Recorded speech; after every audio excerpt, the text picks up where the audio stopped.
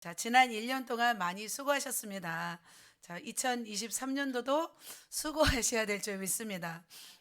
부담으로 밀려오시나요? 아니면 넉넉히 감당하실 거라고 믿습니까? 믿습니다. 아멘. 왜냐하면 지난 한 해 동안 우리가 너무나 많은 수고를 했고 또 센 또 영적 훈련을 받았기 때문에 또 힘을 모아 우리가 기도한다면 작년보다 우리가 더 큰 일들을 이루지 않을까 생각이 들었습니다. 그래서 우리가 한 달 동안 기도하면서 우리 강력한 또 부대로 또 일어나야 되지 않을까 그런 생각이 들었습니다. 여러분 강철 부대 뭐 얘기 들어보셨나요? 강철 부대 그죠? 다 아시죠? 강철부대. 저는 설교를 준비하면서 강철부대가 떠올랐습니다. 예전에 TV를 봤던 프로그램 중 하나가 바로 강철부대였습니다. 뭐 최정예 특수부대, 특수 어떤 예비역들이 팀을 이뤄서 각 부대의 명예를 걸고 싸우는 밀리터리 서바이벌 그런 액션 프로그램입니다. 그래서 특전사가 나오고요. 여러분 특전사 출신 있나요? 특전사. 그다음에 뭐 UDT, 그다음에 SDT, 뭐 SSU 707, 뭐 그다음에 누구죠? 그다음에 해군, 뭐 해군이 아니라 해병수색대. 굉장히 강력한 팀들이 나와서 명예를 걸고 목숨을 걸고 싸웠던 그런 프로그램이었습니다. 이 중에서 특전사 뭐 박준우 씨가 굉장히 인기가 많았고 또 누구요? UDT 중에서는 육준서 우리 형제가 참 오빠로서 많이 인기가 많았습니다. 저희도 저희 가족도 이 프로그램을 보면서 참 많이 도전을 받았고 그래서 저렇게 우리도 싸워야 되는구나 생각을 했습니다. 자, 어떤 뭐 이렇게 프로그램이 있었냐면 눈밭에 막 철조망이 딱 있으면 그 포복을 하잖아요. 누워서 그 철조망을 통과한 다음에 타이어 막 40km를 메고 달려가서 그다음에 뭐예요? 종을 치잖아요. 높은 곳에 10m, 20m 되는 그 줄을 타고 올라가서 이렇게 종을 치고 내려오면 승리하는 그런 게임이었습니다. 대부분이 그렇게 정말 탁월한 군사들이었음에도 불구하고 군인들이었음에도 불구하고 참 이게 쉽지 않게 하는 모습을 보았습니다. 그런데 유난히 눈에 띄게 탁월한 선수가 있었습니다. 어떤 압도적으로 1위를 해오는 선수였는데 그 눈밭에 철조망을 딱 통과한 뒤에 타이어 40km를 메고 다른 사람들은 메기도 힘든 그 타이어를 메고 뛰는 거예요. 뛰고 와서 그리고 줄을 타고 올라가서 종을 치는 그런 선수가 있었습니다. 최용준 선수도 있었고 그리고 또 많은 박준호 선수도 있었고 많이 있었습니다. 자, 그렇게 넉넉하게 이기는 그런 승리하는 모습을 보면서 참 멋지다라는 생각이 들었습니다. 여러분도 기억나는지요? 기억나시나요? 네. 잊혀지지 않는 프로그램이었습니다. 그런데 마지막 미션이 있었습니다. 마지막 미션은 뭐냐면 적들의 레이더망을 뚫고 가서 그 빛 하나 없는 지하에 내려가서 그 진입해요. 진입해서 대한군의 노트북을 압수한 다음에 그곳에 폭탄물을 설치하고 활성화시킨 뒤에 3분 안에 나오는 그런 미션이었습니다. 그리고 전원 이렇게 탁 퇴출하는 미션이었는데 그 미션을 수행하는 모습을 보았습니다. 그런데 실전처럼 하는 모습을 보았어요. 그리고 실전처럼 하고 와서 이렇게 다 전원이 탈출하는 모습을 보면서 야 역시 대한민국의 군인들 대단하구나라는 생각이 들었습니다. 저와 여러분도 마찬가지라 생각이 듭니다. 우리에게도 미션이 있을까요, 없을까요? 예, 007 미션이 여러분에게도 있는 줄 믿습니다. 자, 우리에게도 주신 미션이 있습니다. 모든 크리스천들에게는 지상 명령 성취가 우리들의 미션입니다.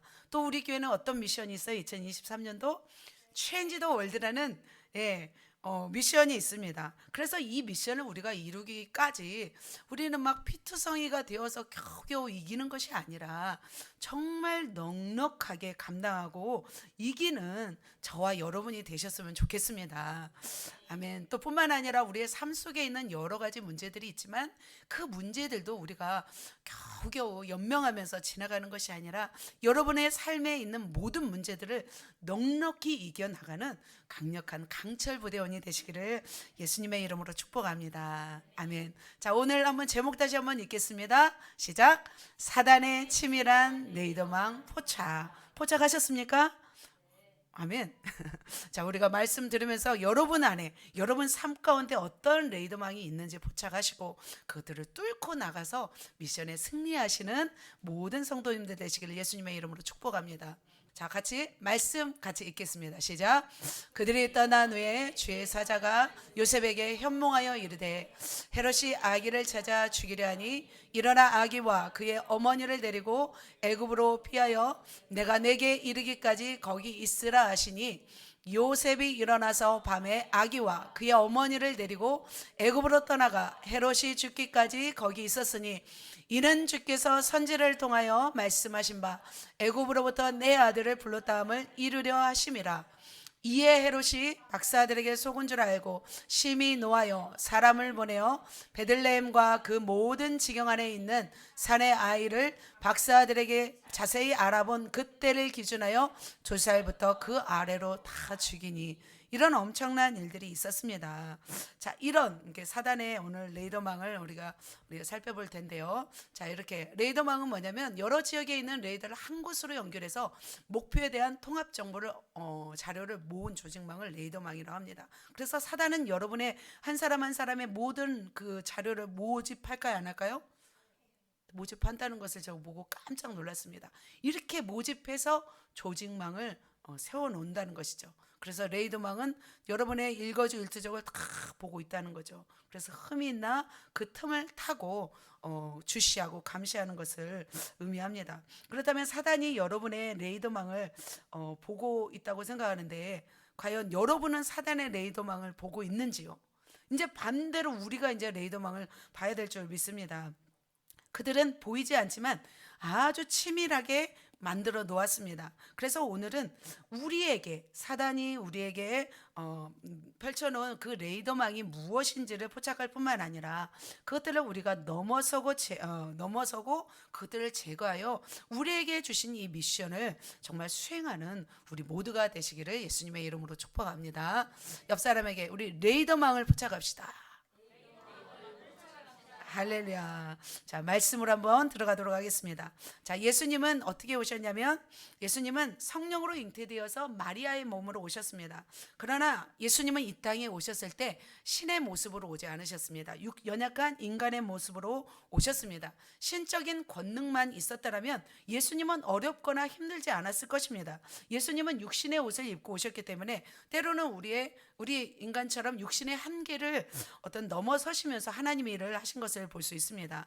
그 가운데 예수님은 어떻게 사역하셨냐면 인간의 몸으로 오셨을 뿐만 아니라 또 무엇을 대적하면서 하셨냐면 사단이 구축한 이 치밀한 레이더망을 뚫고 사역하신 것을 볼 수 있습니다. 사역하시면서 무엇을 이루셨냐면 인간을 향한 이 구원의 대장정을 이루셨습니다. 예수님은 오셔서 40일간 금식을 하시면서 또 마귀에게 뭘 받으셨어요? 시험을 받으셨습니다. 그리고 3가지 시험을 받으시고 예수님은 승리하셨어요? 승리하셨습니다. 승리하셨지만 마귀는 잠시 떠나갔다고 얘기했어요. 마귀는 무슨 꿍꿍이 속이 있었습니다. 그래서 꿍꿍이 속을 펼치기 시작하였습니다. 그들은 아주 체계적이면서 치밀한 레이더망을 구축하기 시작하였습니다.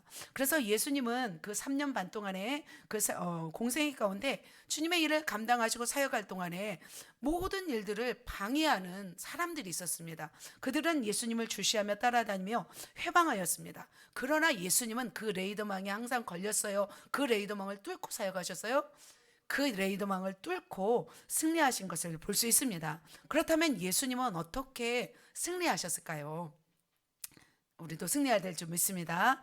자, 오늘을 살아가는 저와 여러분, 우리도 넉넉하게 승리해야 될 줄 믿습니다.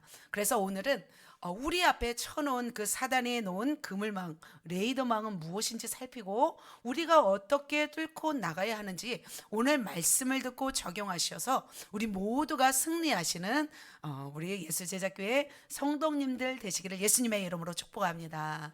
아멘. 자, 사단이 설치한 치밀한 레이더망 보도록 하겠습니다. 항상 예수님을 주시한 눈들이 있었습니다. 이 사단의 세력들이 치밀하고도 고도의 머리를 굴려서 만든 레이더망입니다. 그러나 예수님은 그 레이더망을 포착하셨고 그들의 도전을 물리치면서 십자가를 통과하시고 부활로 승리하신 줄 믿습니다. 자, 첫 번째입니다. 레이더망 누구예요? 헤롯가입니다. 헤롯가. 그러니까 레이더망이 특별하게 선으로 광선으로 이렇게 비추는 것이 아니에요. 누구를 통해서 역사하냐면 악한 자들을 심어 놓는 거예요. 그리고 나서 그 레이더망을 조직을 해서 예수님을 방해한 것을 볼 수 있습니다. 자, 헤롯가를 통해서 예수님은 치명적인 고통을 받을 뻔하였습니다.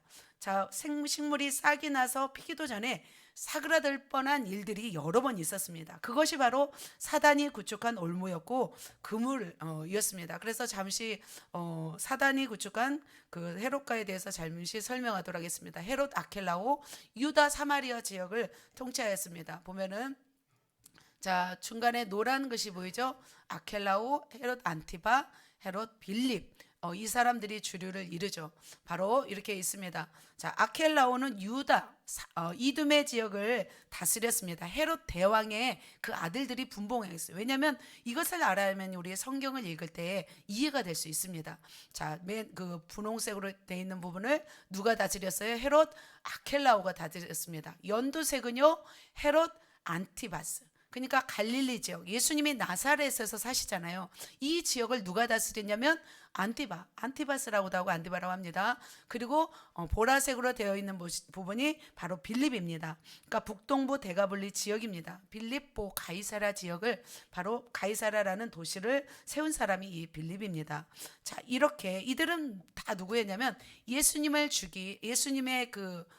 태어났을 때 두 살 아이 어린아이를 죽인 헤롯 대왕의 아들들이었습니다.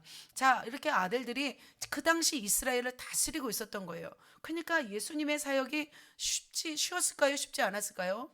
쉽지 않았던 시대였어요. 백성들은 메시아를 소망하였고 왔지만 예수님의 사역은 결코 쉽지 않았던 것을 볼 수 있습니다. 자, 첫 번째로 그러면 헤롯 대왕부터 한번 살펴보도록 하겠습니다. 예수님이 태어나서 처음으로 상대했던 바로 사람이 누구였냐면 헤롯 대왕이었습니다. 그는 BC 37년에서 4년까지 한 33년 동안을 어디를 다스렸냐면 유대 전 지역을 다스렸어요. 아까는 나누어서 이제 분봉왕은 나누었지만 처음에는 유대 지역 전 지역을 다스렸습니다. 그는 쉬운 사람이 아니었습니다. 그는 잔인한 미치광이었고 또 건축광이었습니다. 그래서 어떤 일이 있었냐면 그 동방 박사들이 찾아오잖아요. 아기 예수께 경배하기 위해서 찾아옵니다. 그리고 나서 헤롯에게 갔다가 헤롯에게 예수님이 아기 예수님이 어디서 태어났는지를 말하라고 하였지만 이 동방 박사들은 어떻게 했어요? 자기 고국으로 돌아가 버린 것을 볼 수 있습니다.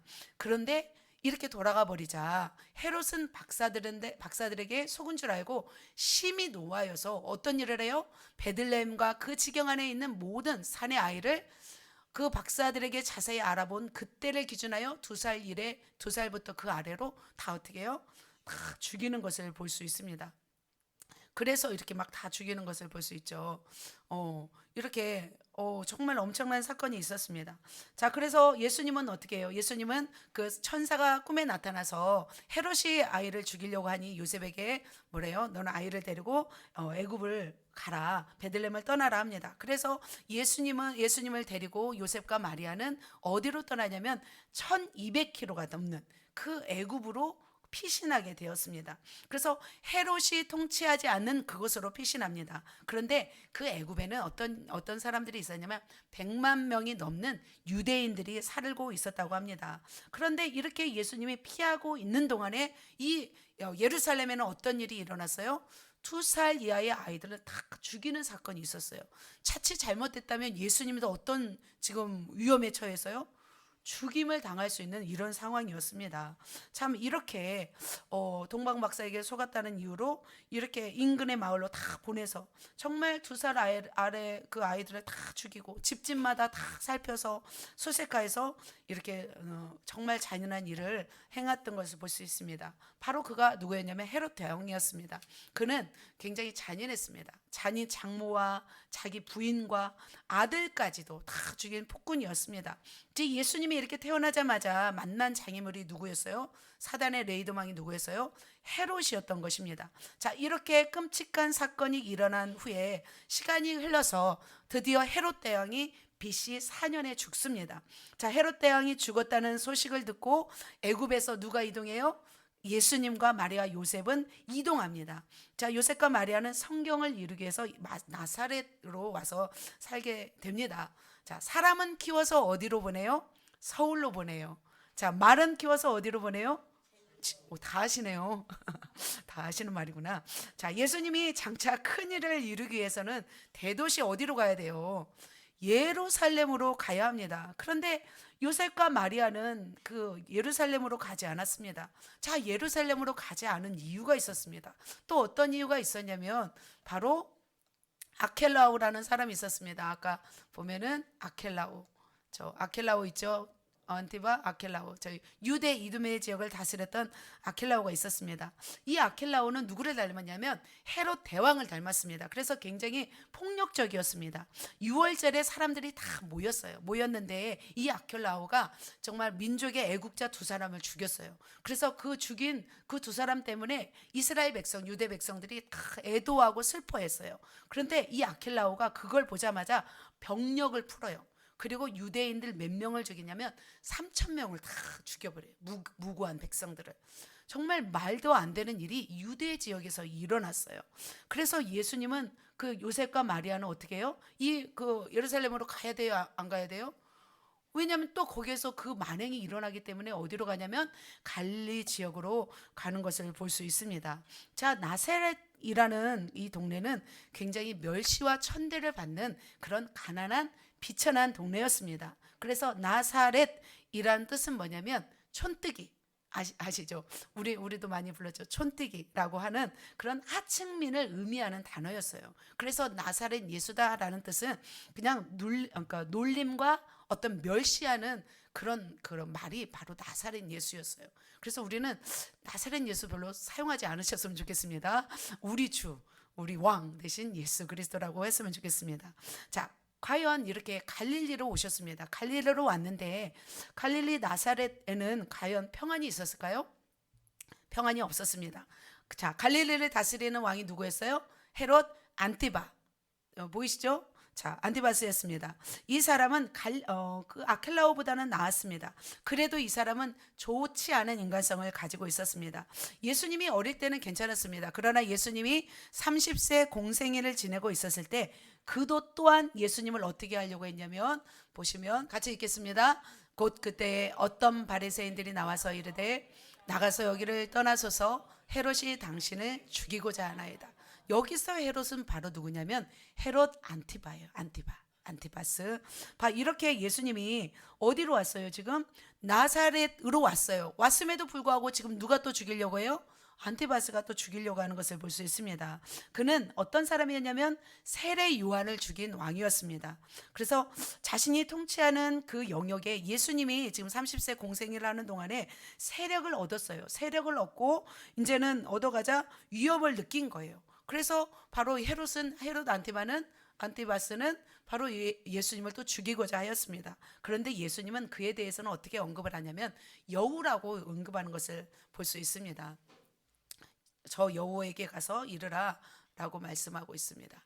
자, 그러면서 너희는 가서 저 여우에게 이르되 오늘과 내일은 내가 귀신을 쫓아내며 병을 고치다가 제3일에는 완전하여 지리라 하라. 이렇게 말하고 있습니다. 자, 위에도 보면은 헤롯이 당신을 죽이고자 하나이다. 이렇게 말하는 것을 볼 수 있습니다. 자, 그러나 예수님은 이 헤롯 안티바가 예수님을 죽이고자 하여도 예수님은 두려워했어요? 두려워하지 않았어요? 두려워하지 않았어요. 그를 뭐라고 했냐면 여우라고 말한 것을 볼 수 있습니다. 그 당시 그 지역에는 여우가 많이 있었대요. 그런데 여우는 간교하고 교활한 것을 의미합니다. 그러나 여우가 해치지는 못하잖아요. 그래서 예수님은 그 교활한 그 헤롯 안티바를 이렇게 무시한 것을 볼 수 있습니다. 그런데 이 헤롯 안티바스가 드디어 예수님을 만납니다. 언제 만나냐면 십자가에 돌아가시기 전에 바로 만납니다. 왜냐하면 그 빌라도 총독이 헤롯에게 보내는 것을 볼 수 있죠. 자, 헤롯이 예수님을 보고 어떻게 했는지 봅시다. 시작. 헤롯이 예수를 보고 매우 기뻐하니 이는 그의 소문을 들었으므로 보고자 한지 오래였고 또한 무엇이나 이적 행하심을 볼까 바랐던 영혼이라. 자, 오랫동안 예수님의 소문을 들었어요, 이 사람은. 그리고 드디어 누구를 만나요? 예수님을 만나요. 그가 만나고자 한 이유는 뭐냐면 그가 이적을 행하는가 그것을 보기 위해서 헤롯 안티바스는 이렇게 예수님을 보고자 했던 것을 볼 수 있습니다. 자, 이렇게 예수님을 보았습니다. 그러나 예수님은 그를 어떻게 대했는지 보도록 하겠습니다. 같이 읽습니다. 시작. 여러 말로 물으나 아무 말도 대답하지 아니하니라. 네, 바로 이렇게 여러 말로 그 헤롯이 그 공격을 했죠. 그러나 예수님은 그 헤롯에 대해서는 어떻게 지금 하고 있어요? 그렇죠. 개무시하고죠. 개무시한 것을 볼 수 있습니다. 그냥 무시도 아니 개무시한 거죠. 그러니까 예수님은 그 사람을 상대할 가치가 없는 인간으로 여긴 것을 볼 수 있습니다. 자, 깨우세요. 자, 악한 헤롯은, 그런데 이 악한 헤롯 안티바스는 예수님을 어떻게 했냐면 업신여기고 또 희롱하고 또 그리고 빛난 옷을 입혀서 또 예수님을 또 누구한테 보내요? 빌라도에게 도로 보내는 것을 볼 수 있습니다. 자, 이처럼 평생 동안에 예수님은 이 헤롯가로 인해서 굉장히 태어나면서부터 십자가 지기 전까지 뭘 치렀어요? 곤욕을 치른 것을 볼 수 있습니다.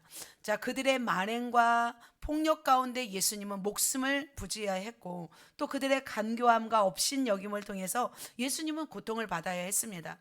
자, 그러나 예수님은 이 헤롯 가문을 어떻게 대하셨어요? 그냥 우습게 여기고 넘기신 걸 볼 수 있습니다. 자, 그렇다면 우리는 어떻게 해야 될까요? 우리도 이런 교활한 자들을 만나고 좀 여우 같은 사람을 만나면 우리는 어떻게 해야 될까요? 우리도 예수님처럼 해야 될 줄 믿습니다. 예수님처럼 어떻게 해요? 애굽으로 피하든지 아니면 개무시하면 됩니다. 절대로 상대해서는 안 될 존재가 누구예요? 바로 이런 자들인 줄 믿습니다. 그래서 예수님은 어린 시절 하나님이 피할 길을 주셔서 피해버렸어요. 그리고 예수님이 장성하셨을 때 이 헤롯이 와서 예수님을 막 괴롭히고 하자 어떻게 해요? 예수님은 그냥 개무시해버리고 상대를 안 해버리는 것을 볼 수 있습니다. 우리가 이 땅을 살아가는 동안에 만나는 사람들 중에서 사단이 뿌려놓은 이런 교활한 자들을 우리가 만날 수도 있습니다. 그러면 우리는 어떻게 해야 돼요? 상대할 가치가 있어요, 없어요? 없는 줄 믿습니다. 피해버리든지 아니면 여러분이 말씀하세요. 네. 왜냐하면 여러분의 생각 가운데 이것을 제가 집어넣기 위해서 조금 이렇게 제 말로는 좀 그런 말이지만 개무시했으면 좋겠습니다. 자, 넘어가도록 하겠습니다. 자, 또 예수님을 괴롭힌 자들이 있습니다. 사단이 설치한 치밀한 레이더망, 두 번째 누구예요? 종교 지도자들입니다. 자, 400년 동안에 그 하나님의 침묵 속에서 이스라엘 백성은 누구를 기다렸어요? 메시아를 기다렸습니다.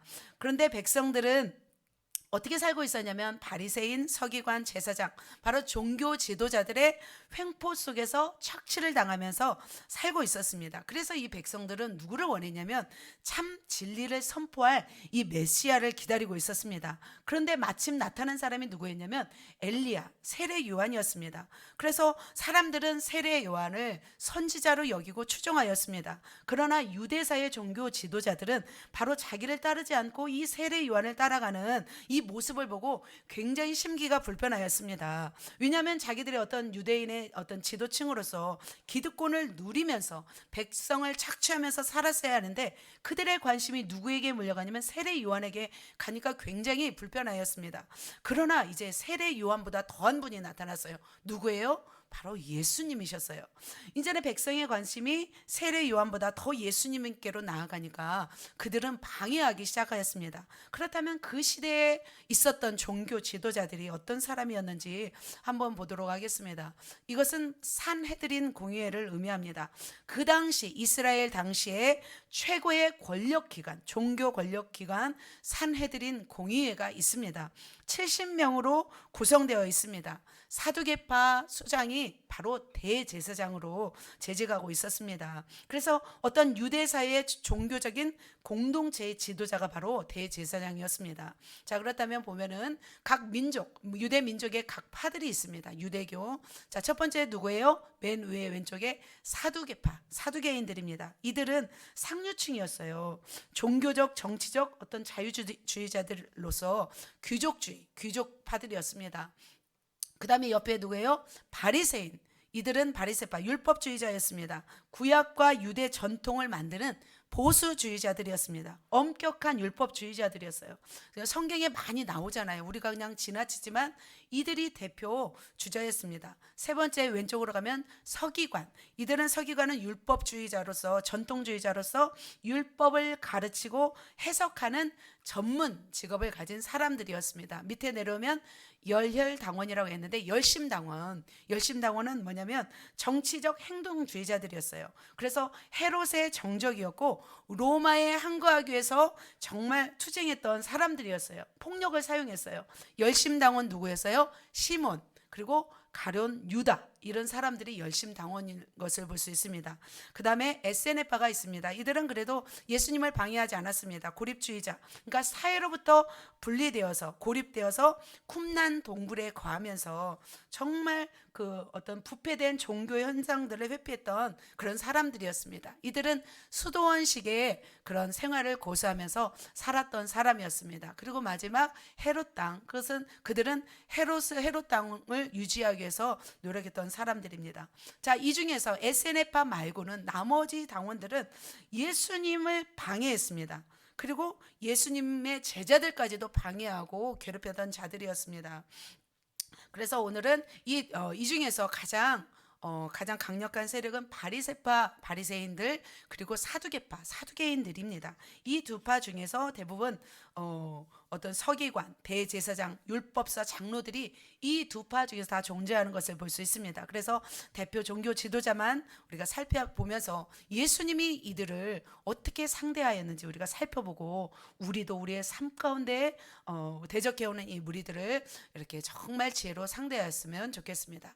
자, 첫 번째 보면은 유대교의 분파들, 바리새파, 사두개파 보도록 하겠습니다. 첫 번째 어떤 파예요? 바리새파입니다.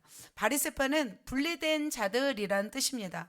모세의 율법, 특별히 규례를 철저히 준수하며 죽은 자의 부활을 믿었습니다. 이들은 헬레니즘, 그런 어떤 헬레니즘 문화 영향에서 분리되었어요. 그럼 분리되어서 모세의 율법을 지키면서 성결에 힘쓴 그런 무리들이었습니다. 그런데 로마 시대, 로마가 지금 이스라엘 다스리고 있었던 이 시대에는 몇 명까지 당원이 있었냐면 6천 명까지 당원이 있었대요. 굉장히 큰 집단이었죠. 무리가 큰 사람이었습니다. 많은 사람들이었죠. 이들은 주로 이제 유대인들의 율법 교사였고 신앙의 지도자들로 자처하였습니다. 이들은 반 로마파였어요. 그래서 민족의 독립을 추구하였고 모세의 율법을 충실했기 때문에 백성들한테 어떤 인정을 받았을까요? 안 받았을까요? 인정을 받았던 사람이었습니다. 그래서 바리새파는 보면은 저 맨 아래 보면 요한 헬카누스가 있고 저 또 뭐죠? 아리스토블루스라는 사람이 있습니다. 요한 힐카누스는 로마파였어요. 로마가 좋아했습니다. 그래서 로마가 바로 이 힐카누스를 세웠죠. 사두개파는 힐카누스 2세의 편에 있었습니다. 그러나 하스모니안 왕조 때 아리스토블루스 편에 있었던 사람이 누구였냐면 바로 바리새파였습니다. 그래서 둘은 굉장히 싸웠어요. 사두개파와 바리새파는 굉장히 심한 격돌이 있었습니다. 굉장히 서로 막 죽이고 엄청난 그런 전쟁도 있었던 그런 파들이었습니다. 그러나 예수님을 상대로는 두 파가 어떻게 했어요? 두 파가 서로 마음을 모았던 것을 볼 수 있습니다. 자, 그렇다면 자, 우리 아리스토블루스 편에 서 있었던 이 바리새파는 과연 어떤 사람들이었는지, 그리고 어떻게 예수님을 대적하고 했는지를 한번 보도록 하겠습니다. 자, 말씀을 보면은 누가복음 16장에 이렇게 이런 말씀이 있습니다. 읽습니다. 바리새인들은 돈을 좋아하는 자들이라 이 모든 것을 듣고 비웃거늘. 자, 그들은 어떤 자들이었어요? 돈을 좋아하는 자들이었어요. 백성들에게 율법 교사로 지도자로 자처했지만 그의 근본은 무엇이었냐면 돈을 좋아했습니다. 자, 지도자들이 돈을 좋아하면 보기 좋아요, 안 좋아요? 안 좋습니다. 그들은 예수님을 이렇게 예수님의 이야기를 듣고 또 비웃는 자들이었습니다. 그리고 이들은 스스로를 또 의롭다 여기는 사람이었습니다. 특별히 죄인들, 세리들, 창녀들, 이들을 굉장히 무시하고 정죄하는 사람이었습니다. 그래서 굉장히 겉으로는 거룩한 척 하였지만 그 마음으로는 무엇을 좋아해요? 세속을 좋아하는 그런 사람들이었습니다. 자, 보면은 모든 세리와 죄인들이 말씀을 들으러 가까이 나오니 바리새인과 서기관들이 수군거려 이르되 이 사람이 죄인을 영접하고 음식을 같이 먹는다 하더라. 자, 이렇게 그들은 의롭다 여김을 스스로 의롭다고 여기는 그런 사람이었습니다. 자, 그들의 모습은 그러면서 어떡하냐면, 그러면서 이렇게 기도하죠. 그들은 어떻게 기도하냐면 바리새인들은 서서 따로 기도하여 이르되, 같이 읽어보겠습니다. 하나님이여, 나는 다른 사람들 곧 토색, 불의, 간음을 하는 자들과 같이 아니하고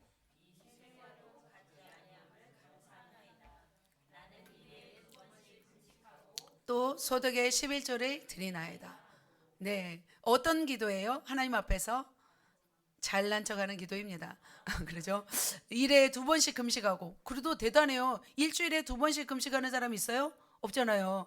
소득의 11조를 반드시 드리는 사람이었습니다. 그런데 하나님은, 예수님은 그 아무리 열심히 해도 그 중심을 알아요, 물어요? 몰라요? 아십니다. 그들은 마치 어떤 자들이었냐면 이런 자들이었어요. 회칠한 무덤 들어보셨죠? 유대인들은 어떻게 했냐면 고인을 추모하거나 무덤을 눈에 잘 띄게 하여서 사람들이 부주의하여 무덤에 접촉하여 부정을 받지 않도록 1년의 일에는 무덤에 회를 칠한다고 합니다. 그래서 이 회칠한 무덤이라고 주님은 말씀하셨습니다. 이 뜻은 뭐냐면 겉과 속이 다른 위선적인 신앙을 의미하였습니다.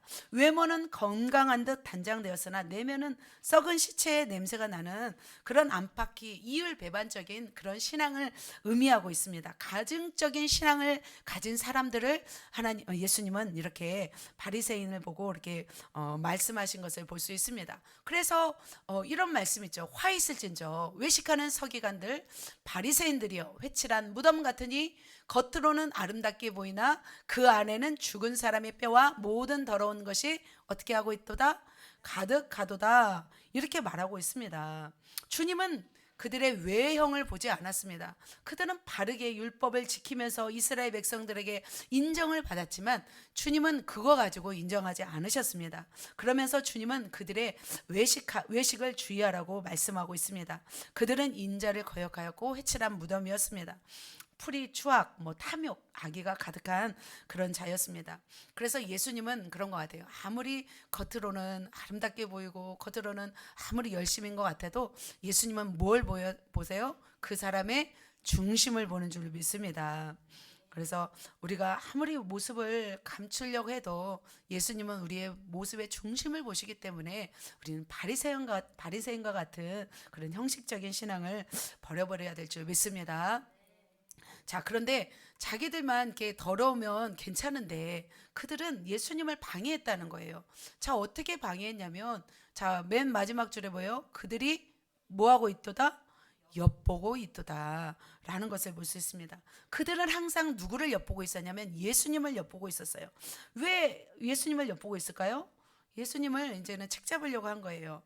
자, 그들은 무엇을 잣대로 해서 예수님을 엿봤냐면 율법을 잣대로 해서 예수님을 엿봤어요. 왜냐하면 율법에 어긋난 일이 있다 그러면 바로 이제 책잡고 공격해 오려고 하는 것을 볼 수 있습니다. 예수님이 한 바리새인 집에 들어갔습니다. 한 바리새인 집에 들어가셨는데 그 앞에 어떤 사람이 있었냐면 수종병 든 사람이 있었습니다. 그러니까 손에 어떤 병이 있었던 사람인가 봐요. 그런데 예수님이 이들은 수근수근하고 있었던 거예요. 그 안식일에 들어갔으면 어떻게 안식일에 그들의 율법으로는 병을 고치면 돼요, 안 돼요? 병을 고치면 안 되었습니다. 그러나 예수님은 그것을 다 간파했습니다. 그러면서 그들에게 말합니다. 어떻게 말하냐면 안식일에 병을 고쳐주는 것이 옳으냐 옳지 않으냐라고 예수님이 물어봅니다. 그리고 물어보고 나서 어떻게 하냐면 그 수종병 든 사람의 병을 고쳐주십니다. 고쳐주시면서 그러면서 보내십니다. 그러면서 이 말씀을 합니다. 그들이 이제 비판하고 있을 거 아니에요, 마음으로. 예수님은 그 사람의 중심까지 알았어요. 그 생각으로 비판하고 있는지조차도 예수님은 다 파악하고 있었습니다. 그래서 그들은 아무 말도 안 했지만 예수님은 이렇게 말합니다. 또 그들에게 이르시되 너희 중에 누가 그 아들이나 소가 우물에 빠졌으면 안식일에라도 곧 끌어내지 않겠느냐 하시니, 자, 그들이 어떻게 해요? 그들이 이에 대하여 대답하지 못하니라. 이렇게 말한 것을 볼 수 있습니다. 그들은 대답하지 못했습니다. 자, 이렇게 바리새인들은 율법주의자들, 형식주의자들, 회칠한 무덤이었고 외식하는 자들이었습니다. 그럼에도 불구하고 예수님을 끊임없이 이렇게 엿보고 또 예수님을 책잡으려고 하는 사람들이었습니다. 그러니까 자기들의 어떤 율법, 자기들의 고정관념을 가지고 자신들의 잣대로 예수님을 어떻게 하면 반대하기 위해서 따라다닌 것을 볼 수 있습니다. 예수님은 지금 진리를 선포하고 천국 복음을 선포하고 가르치고 또 전도하기 위해서 한 영혼이라도 주님께 인도하기 위해서 정말 이렇게 바쁘시잖아요. 3년 반 동안에 일을 하시려면 바쁘시잖아요. 그런데 이 바쁜 와중에 예수님을 도전하고 방해하니까 예수님의 보시기에는 그들이 어떻게 보였을까요? 예수님이 보시기에는 눈의 연기 같은 자들이었습니다. 이의 식초 같은 자들이었습니다.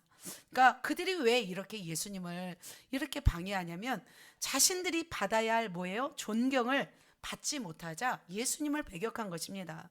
그러니까 자신들의 가르침이 들통나기 때문에 부끄러운 거죠.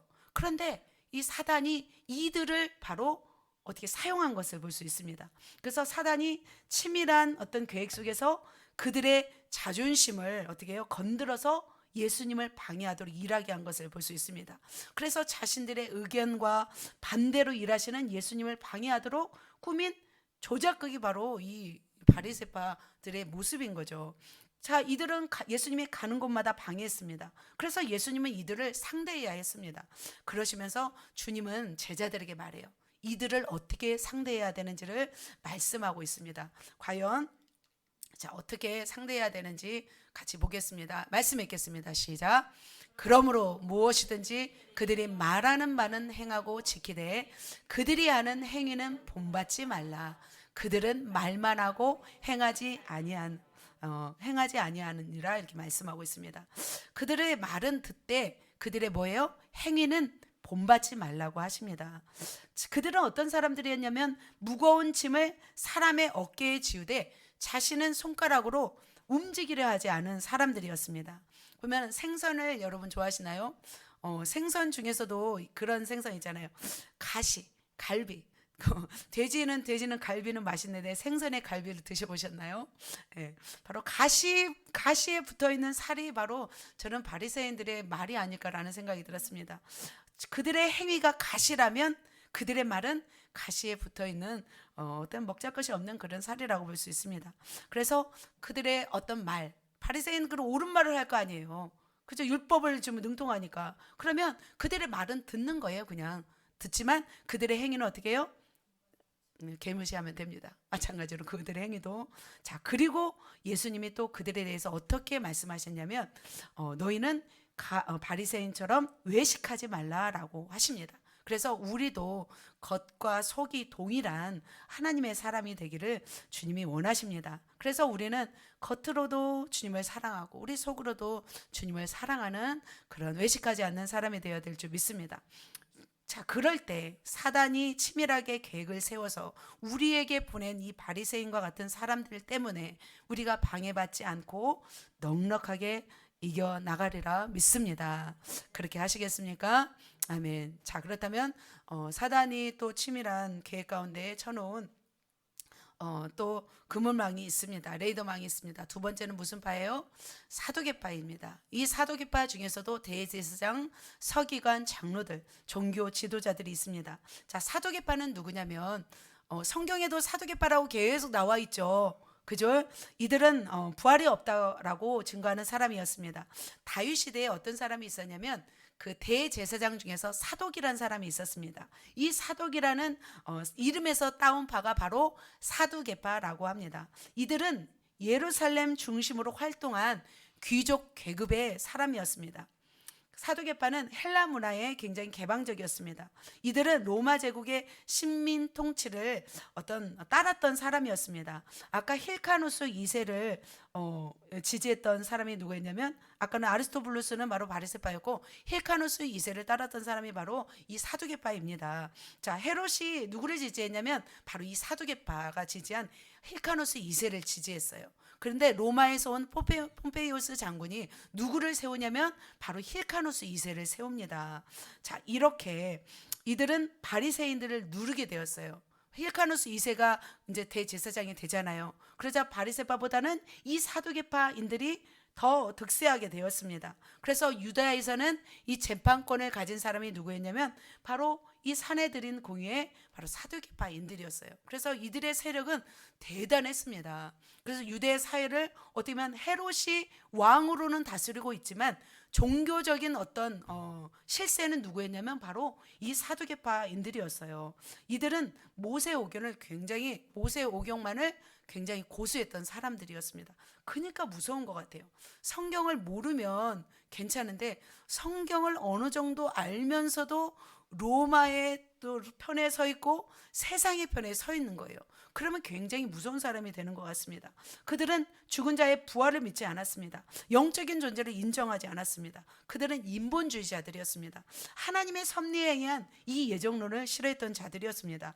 그런데 이들은 예수님을 그냥 예수님의 사역을 방해하지 않고 인정했으면 좋은데 예수님의 사역을 어떻게 했을까요? 그들은 방해했습니다. 그래서 그들은 무엇이 없다고 주장했어요? 부활이 없다고 주장했습니다. 예수님은 공생의 기간 동안에 어디를 가서 사역하시냐면 주로 회당에 가서 복음을 전하였습니다. 하나님 나라를 증거하였습니다. 그래서 예수님은 성전에 들어가서 성전을 어떻게 했어요? 청결하게 했어요. 뒤에 엎었잖아요. 장사하는 자들, 매매하는 자들은 다 쫓아버리고 성전을 정화하였습니다. 그러자 지금 성전에서 어떤 일을 하고 있었어요? 그들은 굉장히 성전을 중심으로 득세하고 있었잖아요. 성전의 주인처럼 행세하고 있었습니다. 그러나 예수님이 와서 이렇게 해버리자 그들은 어떻게 해요? 그들은 예수님을 죽이려고 하는 것을 볼 수 있습니다. 이들이 바로 대제사장 사두개파이들입니다. 영화에서 보셨죠? 굉장히 참 무섭죠. 같이 한번 읽겠습니다. 그들이 어떤가? 시작. 서기관들과 대제사장들이 예수의 이 비유는 자기들을 가리켜 말씀하신 줄 알고 즉시 잡고자 하자 백성을 두려워하더라. 자, 막 예수님이 막 성전을 정화하시면서 말씀하셨어요. 그러자 어떻게 해요? 이제 권위자가 누구냐 하면서 예수님이 어떤 말씀을 하십니다. 그래서 지금 20장 1, 2절이죠. 자, 이들은 어떻게 되면 예수님을 걸고 넘어뜨리고자 하는 그런 자들이었습니다. 예수님이 하는 일들을 다 방해하는 자들이었습니다. 그러자 그들은 자기가 지금 그 사내들인 공의의 성전에서의 어떤 기득권을 행사하고 있었잖아요. 그래서 자기들이 권위가 가장 높았습니다. 그래서 예수님에게 나와서 뭐라고 하냐면 무슨 권위로 지금 너희가 예수님이 이 성전을 정화하고 지금 막 이런 일을 행하느냐라고 하는 거죠. 그러자 예수님이 이렇게 말하는 것을 볼 수 있습니다. 어떻게 말을 하냐면 어떤 질문을 하냐면 참 그래요. 바리새인들이나 아까 헤로드한테는 그냥 무시해 버리잖아요. 근데 이 사두개인들하고는 싸워요. 어떻게 해요? 예수님이 뭐라고 싸우냐면 이 권위가 누가 준 거냐라고 말했을 때 예수님이 바로 뭐 아무 말 하지 하늘에서 준 거다라고 말씀하지 않아요. 예수님은 한 번 더 지혜를 사용하세요. 어떻게 지혜를 사용하시냐면 세례 요한의 권위가 하늘로부터냐 사람으로부터냐라고 물어보세요. 그러자 서로 막 의논하는 거예요. 만일 세례 요한의 권위가 하늘로부터라고 하면은 어떻게 해요? 어찌하여 그를 믿지 아니하였느냐? 이제 예수님이 말할 거 아니에요. 근데 사람으로부터입니다라고 말하면 백성들이 어떻게 할까요? 백성들은 세례 요한을 선지자라고 여기잖아요. 돌에 맞을까? 그들은 서로 의논하고 예수님께 뭐라고 말하냐면 알지 못한다라고 말해버려요. 참 그들도 참 머리 싸움인 거죠. 그러자 예수님이 어떻게 하냐면 나도 너희에게 무슨 권위로 내가 이런 일을 행하는지 말하지 않겠다라고 말씀하십니다. 이 머리 싸움에서 예수님은 절대 밀리지 않습니다. 예수님은 탁월하지만 그래도 싸워주시는 거죠. 가지 않지만 싸워주시는 거죠. 저와 여러분도 이런 지혜가 있어야 될 줄 믿습니다. 아멘. 자, 그러시면서 예수님은 또다시 그들에게 어떤 비유를 설명하냐면 포도원과 농부 비유를 하십니다. 여러분 이제 누가복음 20장 포도원과 농부 비유를 쭉 보시면 압니다. 자, 그 포도원과 농부 비유를 하면서 그들에 대해서 이제 말씀하는 거죠. 그 포도원 주인이 농부들을 다 진멸한다라는 말씀을 하죠. 자, 그들은 예수님이 이런 말씀을 하자 어떻게 하냐면 가이사에게 세를 바치나 하자. 그래서 간계를 다하시죠. 아까 제가 설명했죠. 이전이구나. 자, 이전에 농부에게 세를 바치는 농부 비유를 합니다. 자, 이렇게 그러자 그들은 어땠냐면 바로 찔림이 왔어요. 찔림이 왔어요. 그들은 회개하기보다도 예수님을 이제는 붙잡아 죽이려고 하는 것을 볼 수 있습니다. 그러면서 그들은 바로 자기가 안 되니까 이 총독인 로마 총독에게 넘겨주려고 하는 것을 볼 수 있습니다. 자, 계속하여 이렇게 지금 뭐 계속 뭐 세례 요한의 세례를 막 얘기하고 포도원과 농부 비유를 하였습니다. 그럼에도 불구하고 이들은 계속해서 예수님을 어떻게 하냐면 물고 늘어지려고 하는 것을 볼 수 있습니다. 그러면서 한 번 더 질문합니다. 어떤 질문을 하냐면 이 질문입니다. 같이 한번 읽겠습니다. 시작. 우리가 가이사에게 세를 바치는 것이 옳으니까 옳지 아니하니까 합니다. 이렇게 이제 또다시 예수님을 걸고 넘어지는 거예요. 세례 요한의 세례 이런 권위를 누가 줬느냐 물어보더니 다시 한번 가이사에게 세를 바치는 것이 옳습니까? 이 질문을 하는 이유는 뭐냐면 만일 잘못 말하면 로마에게 지금 넘기려고 하는 거죠. 그들은 어느 편에 서 있다고 했어요? 이 사두개파는 로마 편에 서 있었습니다. 그래서 로마에 대항하는 말이나 대적하는 말을 하면 바로 누구에게 넘기려고요? 로마 총독에게 넘기려고 이 말을 하는 것입니다. 자, 예수님은 이 관계를 아셨을까요? 모르셨을까요? 그 관계를 아셨습니다. 그 관계를 아시고 그리고 어떻게 얘기해요? 데나리온 하나를 내게 보이라. 누구의 형상과 글이 여기 있느냐? 대답하되 같이 읽습니다. 가이사의 것이니이다. 이르되 그런즉 가이사의 것은 가이사에게, 하나님의 것은 하나님에게 바치라. 자, 예수님은 그들의 관계를 아시고 가이사의 것은 가이사에게, 하나님의 것은 하나님께 바치라 하면서 책잡지 못하게 해버린 거죠. 지혜롭게 말씀하신 것을 볼 수 있습니다.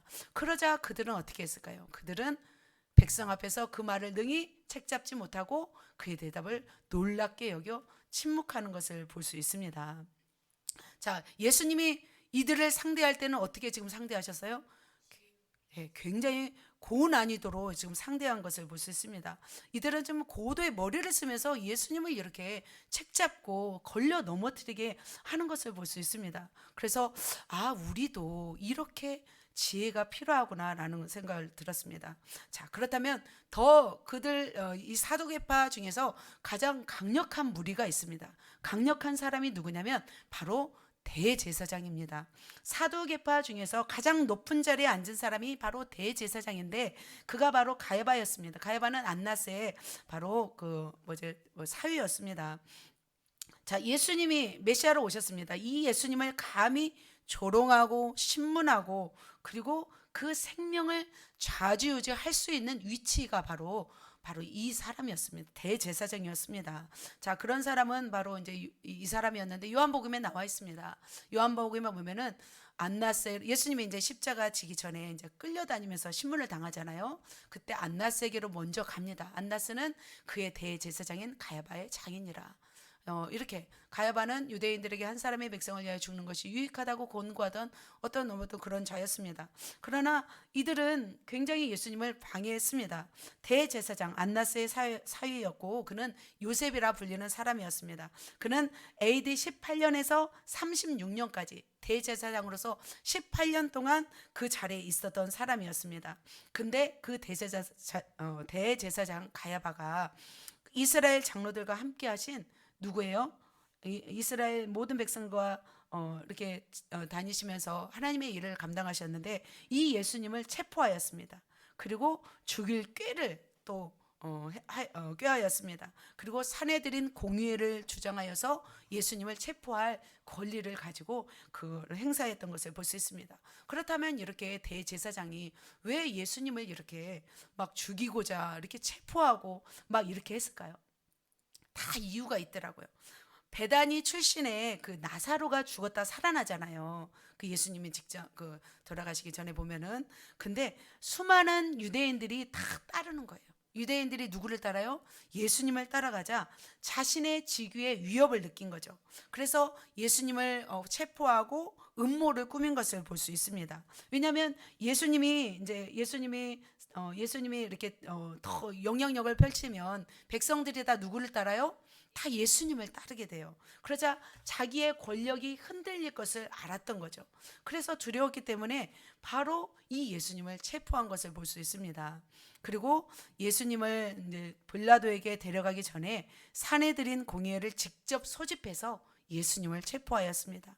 그리고 예수님을 언제 체포했냐면 야간을 이용해서, 그래서 정말 어두운 야간에 정말 선택해서 갑작스럽게 가서 예수님을 체포합니다.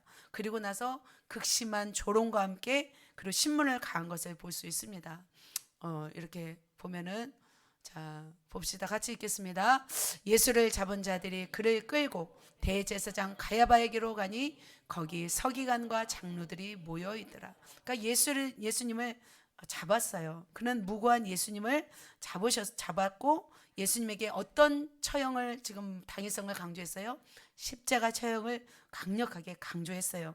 결국 어떻게 해요? 예수님은 이 대제사장 때문에 결국은 어떻게 그 무리들 때문에 예수님은 십자가에 지고 결국 처형을 당하여 돌아가십니다. 그러나 이들은 바로 어떤 자들이냐면 하나님께서 사용하신 대속적 죽음의 도구로 사용되었던 그런 사람들이었습니다. 자, 이렇게 바리새파하고 사두개파 이렇게 살펴보았습니다. 자, 바리새파보다 사두개파가 좀 더 어떻게 해요? 악랄한 것을 볼 수 있죠. 정말 악랄했습니다. 자, 이렇게 예수님은 사두개파, 장로들, 서기관 이들의 공격 속에서 예수님은 어떻게 대처했어요? 첫 번째로는 지혜로 대처했던 것을 볼 수 있습니다. 모든 것을, 그러나 예수님은 모든 것을 알면서도 십자가에 어떻게 해요? 내어드렸어요. 그러나 그것은 실패한 게 아니었어요. 왜냐하면 다시 무엇하셨기 때문에? 부활하셨기 때문입니다. 자, 우리 삶에도 그렇다면 이들의 공격이 있을까요? 없을까요? 이들의 공격이 있을 수도 있습니다. 때로는 이들의 공격이 있을 때 우리가 말문이 막혀서 말문이 막혀서 입으로 말할 수 없을 때가 있을 때가 또 있을 수 있을 것입니다. 그렇다면 우리는 무엇을 준비해야 될까요? 하늘의 지혜가 있어야 될 줄 믿습니다. 그것은 세상적인 지혜가 아니라 하늘의 지혜여야 될 줄 믿습니다. 그래서 오늘도 이제 기도할 때 하나님 나에게 세상 지혜가 아닌 하늘의 지혜를 내게 부어주시옵소서 이렇게 기도하시길 바랍니다. 그러나 예수님은 이 대제사장의 이 공격과 핍박 속에서 예수님은 어떻게도 하셨어요? 예수님이 이 말씀하셨잖아요. 오른밤을 치거든 왼밤을 돌려대라는 예수님의 말씀이 있습니다. 이 사도파들이 예수님을 죽음으로 내몰았지만 예수님은 어떻게 순수하게 그냥 내어드렸습니다. 때로는 우리가 악한 자들을 거스르지 말고 오히려 악한 자들을 또 축복해야 될 때가 있는 것 같습니다. 또 그러면 또 하나님이 일하실 줄 믿습니다. 자, 말씀을 한번 정리하도록 하겠습니다. 자, 지금까지 우리가 예수님의 삶을 회방한 사단의 어떤 이 레이더망을 보았습니다. 자, 보이지 않지만 보이는 사람들을 통하여서 거스르는 자들이 누구였어요? 헤롯과 사람들이었습니다. 두 번째, 종교 지도자들이었습니다. 자, 이들이 어떻게 예수님을 방해했는지 잠깐 설명해 드렸습니다. 그렇다면 예수님은 이들을 정말 무시하고 때로는 지혜로, 때로는 그냥 오른밤을 찍어도 왼밤을 돌려대면서 십자가에 내어드리면서 예수님은 결국 부활로 승리하셨습니다. 자, 그렇다면 여러분에게 있는 사단이 구축한 이 레이더망은 무엇이 있을까? 우리가 이것을 살펴보는 게 우리가 오늘 관건인 줄 믿습니다. 때로는 여러분 삶에 좋지 않은 사람을 보냅니다. 그죠? 예를 들면 막 계속 술 먹자고 하는 사람들, 도박하자고 하는 사람들, 또 그리고 우리 사기치려고 하는 사람들, 우리 교회도 많이 오셨잖아요. 도둑질하고 사기치려고 하는 사람들이 때로는 옵니다. 그리고 때로는 사건들을 일으킵니다. 주위에 여러분의 삶 속에서 사건들을 일으킵니다. 또 여러분에게 무엇을 일으켜요?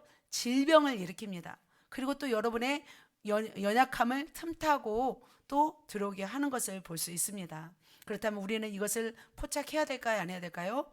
해야 될 줄 믿습니다. 그래서 오늘은 셀 나눔을 하면서 우리 삶 가운데 내 삶을 이렇게 구축하고 있는 사단의 레이더망은 무엇인지를 서로 나누면서 기도하면서 포착하시고 그것들을 또 제거하는 시간 되었으면 좋겠습니다.